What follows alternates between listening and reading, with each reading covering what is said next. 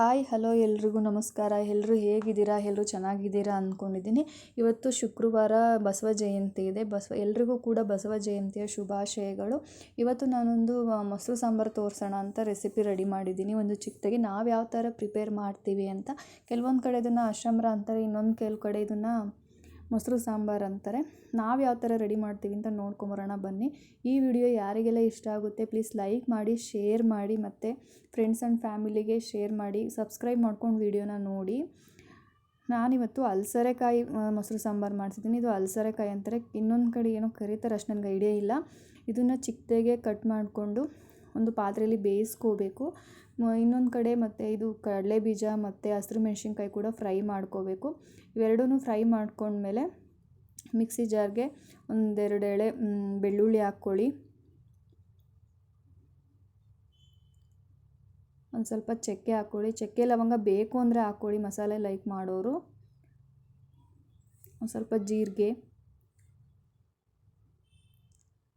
ಇನ್ನೊಂದು ಸ್ವಲ್ಪ ಅರಿಶಿನ ಹಾಕ್ಕೊಳ್ಳಿ, ಅಡುಗೆ ಅರಿಶಿನ. ಫ್ರೈ ಮಾಡಿರೋಂಥ ಕಡಲೆ ಬೀಜ ಮತ್ತು ಹಸಿರು ಮೆಣಸಿನ್ಕಾಯಿ ಕೂಡ ಆ್ಯಡ್ ಮಾಡ್ಕೋಬೇಕು. ಬೇಕು ಅಂದರೆ ಕಡಲೆ ಪಪ್ಪನ್ನು ಕೂಡ ಹಾಕ್ಕೊಳ್ಳಿ.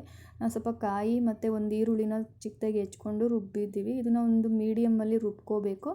ರುಬ್ಕೊಂಡ್ಮೇಲೆ ಇಲ್ಲಿ ಅಲಸರೆಕಾಯಿ ಸ್ವಲ್ಪ ಬೆಂದಮೇಲೆ ಫುಲ್ ರಸನ ಪೂರ್ತಿನ ಸಪ್ರೇಟ್ ಮಾಡಿ ಕಾಯಿ ಮಾತ್ರನೇ ಹಾಕ್ಕೋಬೇಕು. ಮತ್ತು ಇನ್ನೊಂದು ಬಾಣಲಿಲಿ ಹಸಿರು ಮೆಣಸಿನ್ಕಾಯಿ ಬೇಕು ಅಂದರೆ ಆ್ಯಡ್ ಮಾಡ್ಕೊಳ್ಳಿ. ಈರುಳ್ಳಿ ಮತ್ತು ಕರಿಬೇವು ಇನ್ನೆಲ್ಲನೂ ಮಿಕ್ಸ್ ಮಾಡಿಕೊಂಡು ರುಬ್ಬಿರೋ ಖಾರ ಕೂಡ ಹಾಕಿ ಚೆನ್ನಾಗಿ ಇದು ಕುದಿ ಬರೋವರೆಗೂ ಬೇಯಿಸ್ಕೋಬೇಕು.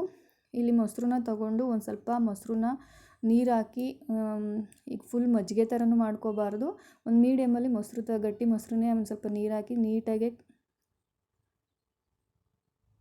ಆಮೇಲೆ ಕುದ್ಮೇಲೆ ಇದು ಸ್ವಲ್ಪ ಅಂದರೆ ಫುಲ್ಲು ತಣ್ಣಗಾಗಬೇಕು. ಫುಲ್ಲು ತಣ್ಣಗಾದ್ರೇ ಮೊಸರು ಹಾಕಿದ್ರೆ ಚೆನ್ನಾಗಿರುತ್ತೆ. ಇದನ್ನು ಕೆಲವರು ರೊಟ್ಟಿ, ಚಪಾತಿ ಈ ಥರ ಕೂಡ ಯೂಸ್ ಮಾಡ್ಕೊಂಡು ತಿನ್ಬೋದು, ತುಂಬ ಚೆನ್ನಾಗಿರುತ್ತೆ. ಬೇಕಾದ್ರೆ ಸಾಂಬಾರನ್ನ ಬೇರೆ ಎತ್ತಿಟ್ಕೊಂಡು ಕೂಡ ಇನ್ನೊಂದು ಟೈಮಲ್ಲಿ ತಿನ್ಕೋಬೋದು. ಈ ಥರ ಇರುತ್ತೆ. ಎಲ್ರಿಗೂ ಇಷ್ಟ ಆಗುತ್ತೆ ಅಂದ್ಕೊಂಡಿದ್ದೀನಿ. ಪ್ಲೀಸ್ ಸಬ್ಸ್ಕ್ರೈಬ್ ಮಾಡ್ಕೊಂಡು ವಿಡಿಯೋ ನೋಡಿ.